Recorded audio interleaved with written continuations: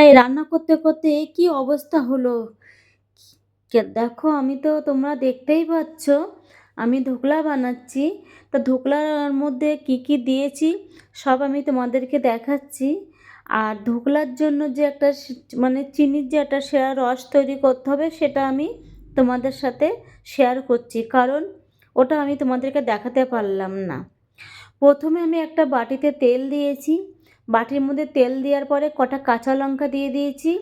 তারপরে ওটার মধ্যে দুটো একটা শুকনো লঙ্কা দিয়েছি, আর সর্ষে দিয়ে দিয়েছি, আর দিয়েছি আমি কারি পাতা। এবার হালকা ভাজার পরে আমি জল দিয়ে দিয়েছি। জল দেওয়ার পরে আমি এক চিমটে একটু নুন দিয়েছি, আর একটু চিনি বেশি দিয়েছি, মিষ্টি মিষ্টি হবে। আর একটু টক, হালকা টক লেবুর রস দিয়ে দিয়েছি। দিয়ে আমার ওটা কমপ্লিট হয়ে গেছে। দেখতে দেখো কত সুন্দর হয়েছে, খেতেও দারুণ হয়েছে।